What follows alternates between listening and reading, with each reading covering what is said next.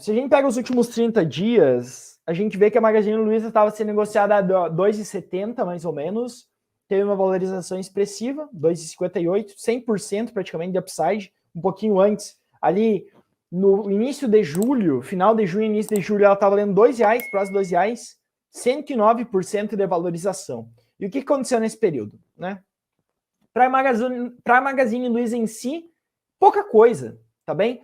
E aí vocês podem me perguntar, pô, João, mas como assim? A empresa dobrou o preço dela em 1 mês e meio, 2 meses, e não aconteceu nada? Não é bem isso, tá? Grande parte do que aconteceu com a Magazine Luiza é resultado de um ambiente macroeconômico mais favorável para varejo, e não só varejo, construção civil também. Posso pegar aqui um exemplo de construção civil? Pegar a Trisul, tá? Trisul é uma empresa que a gente acompanha, tá? Acaba que não está exposta ao varejo, mas está exposta à construção civil. Quando a gente pega final de junho, como mencionei, ela também apresentou uma valorização de 50%, né? O que tem acontecido nesse momento e por que o preço da Magazine Luiza subiu tanto? Basicamente, porque a gente teve algumas sinalizações do Banco Central de que a alta da taxa de juros deve ceder, deve cessar, tá? Então, o que acontece? A taxa de juros ela deve parar de subir na próxima reunião. E com essa parada da subida da taxa de juros, a gente pode ter uma volta do consumo. Quando eu estou falando consumo, eu estou falando varejo na veia, tá? Então, as empresas de varejo elas vão ter uma maior facilidade para vender, vão ter uma maior facilidade para girar o seu estoque, que elas estavam tendo muita dificuldade nesse primeiro semestre, e por conta disso, o segundo semestre do ano pode ser facilitado. Só isso? Não. Tem outros pontos também que acabaram por impulsionar a Magazine Luiza nesse período. Um dos principais é a inflação. Então, o que estava ocorrendo no varejo, né? A alta de juros diminui as vendas. É mais difícil você vender, porque a pessoa, em vez dela ir lá no varejo consumir, comprar uma televisão, um celular novo, algo do tipo, o investidor ou a pessoa em si pensa, bom, taxa de juros está 1% ao mês, um pouco mais do que isso, eu vou guardar meu dinheiro, não vou consumir agora, vou guardar meu dinheiro e botar na Tesouro Direto, entre outros pontos, tá certo? E isso faz com que o varejo diminua suas vendas. Foi isso que aconteceu no segundo trimestre, resultado do segundo trimestre de grande parte das empresas. A gente teve um decréscimo na receita, isso é ruim, tá certo? E aí, vendendo menos, os resultados pioram. O segundo fator que estava impactando muito, incomodando muito as varejistas é o custo. E isso poucas pessoas eu vejo falando, tá? Mas a inflação tem arrefecido nos últimos meses. Julho teve um arrefecimento da inflação, e isso beneficia varejistas. Agosto também, a gente tem sinais de que a inflação pode estar cedendo. Então, o que ocorre é que a gente consegue vender mais quando a gente diminui a taxa de juros ou para de subir ela pelo menos. A gente pode ter um aumento das vendas e com a inflação caindo, a gente pode ter uma diminuição dos custos. O que isso significa, João, na prática? Na prática, significa maiores vendas, maior receita, diminuição de custos, maiores margens. Então, a gente tem aumento da receita e aumento das margens para acontecer, tá? Geralmente, o mercado precifica isso antes. Vou dar um exemplo para vocês, tá? Os resultados da Magazine Luiza pioraram muito no primeiro semestre desse ano, tá? Segundo semestre do ano passado também, tá? Mas o primeiro semestre desse ano foi muito ruim. Porém, a queda nas ações, ela se deu muito antes. Ela se deu a partir de julho de 2021, precedendo essa piora do cenário macroeconômico, tá? Os indicadores macro já estavam piorando, e isso ia bater no varejo mais cedo ou mais tarde, bateu e os resultados pioraram. Então o mercado ele precifica isso, e por conta disso a gente teve essa subida aqui recentemente. Mas como vocês podem ver, a Magazine Luiza não recuperou nada do que a gente viu durante 2019 e 2020, por exemplo. A gente teve uma compressão de múltiplos muito grandes, tá? Num total, a gente teve uma desvalorização de 77%. É muita coisa. A empresa precisa, pelo menos, multiplicar por 6, 7 vezes para chegar no patamar que ela estava sendo negociada em 2020 e 2021. João, você acha que a Magazine vai multiplicar por 6 ou 7? Dificilmente, tá? No mercado financeiro, sempre quando a gente olha qualquer coisa, a gente está olhando muito mais probabilidades do que uma questão determinística. E o que eu estou falando com isso? Estou falando basicamente que são chances, tá?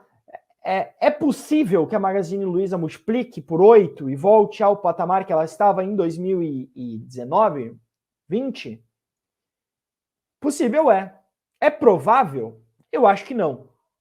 Tá? O mercado ele tem dado aí um target, tá? Preço-alvo de 5,37 é o consenso. Tá? Existe um range bastante grande dos analistas. Existem alguns que estão como compra forte, outros como aguardar. Então, a gente tem grande parte dos analistas divididos. Das últimas 9 revisões que a gente teve, 8 foram negativas. Então, é um sinal de alerta. Tá? Quero trazer aqui um pouco os resultados da empresa para vocês darem uma olhada. Aqui a gente tem os resultados como trimestral, eu prefiro o trimestral. Tá? E aí, como vocês podem ver, teve uma queda na receita, né? Passou de 8,7 para 8,5, queda na receita preocupante. Quando a gente olha a margem da empresa, deixa eu tentar pegar a margem da empresa aqui. Acaba que a gente não vai conseguir ver a margem, tá, do trimestre, mas quando a gente olha num horizonte mais longo, a gente vê uma queda de margem, onde a Magazine Luiza em 2019 negociava 28% de margem, hoje ela negocia 24%, 25%. Tá? A margem líquida também caiu um monte, né? 2019, 4%, próximo de 5%, hoje 17%. Magazine Luiza, ela está tentando repassar esses aumentos de custos e isso pesa nas vendas. Ela está vendendo muito menos do que era o desejado. Tá? E-commerce segue sendo positivo, ao meu ver. E-commerce impulsionou muitos resultados na pandemia. Lojas fecharam, mas e-commerce foi muito bem. Tá interessante isso, tá? Quando vocês pegam, por exemplo, pré-pandemia, 2019, a gente tem aí uma receita de 6,4 bilhões, tá? Um ano depois, a gente tem 10 bilhões, tá? De 6,4 para 10 bilhões, um incremento muito importante. Um pouco disso por conta do e-commerce, um pouco disso por conta do auxílio emergencial, que acabou derivando em varejo, né? Consumo. Eu gosto desse gráfico aqui, que a gente consegue evidenciar muito bem, tá? Então a gente tinha crescimento de 2017 para 2018, 2018 para 2019, 2019 para 2020, e o mercado já precificado uma queda no quarto semestre de 2021. Quando a gente pega o segundo semestre do ano, e aí por que eu estou fazendo essa comparação, João? Porque é uma pergunta, né? Por que você está fazendo essa comparação, João? Bom, porque o varejo ele é sazonal, tá? Existem alguns setores que são sazonais e não é justa a comparação trimestre após trimestre. O varejo não é diferente. Vou dar um exemplo para vocês, bem simples, e vocês vão entender. Black Friday e Natal são as duas chaves do varejo, tá? São as duas datas-chave e elas estão no quarto trimestre. E por estarem no quarto trimestre, eles têm uma venda muito significativa no total, né? E aí, por conta disso, a gente tem que comparar trimestre com trimestre. E aí, quando a gente olha segundo trimestre, a gente vê um crescimento expressivo, ano após ano. Porém, agora a gente tem uma queda, tá? De 500 milhões de reais na receita nesse período. Então é relevante, margem caindo, eu acho muito preocupante. E-commerce dando aquela segurada. Porém, uma coisa que poucas pessoas falam é que a Magazine Luiza não é a mesma de 2019, pessoal. Ela não é a mesma. Né? Até o Thiago ele comentou aqui, ó, Natal, 13º e Réveillon. Exatamente. O quarto trimestre é muito forte. Tá? A Magazine Luiza não é a mesma daqui. Por quê? Por conta disso daqui, ó.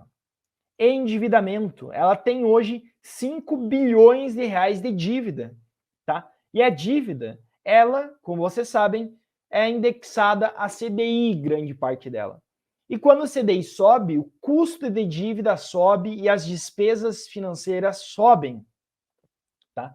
A Magazine Luiza, esse dívida líquida sobre EBITDA é um indicador de endividamento.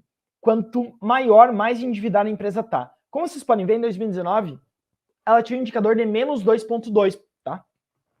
Ou seja, a dívida líquida era negativa, tá? Ou seja, ela tinha mais caixa que dívida. Ela foi se endividando, e hoje está em 5 vezes EBITDA. Dívida líquida por patrimônio líquido também aumentou um monte, tá? Menos 0,5, aumentando até 0,45, tá? Então ela é uma empresa mais endividada, custos financeiros, despesas financeiras têm corroído um pouco o resultado, como vocês podem ver aqui, ó.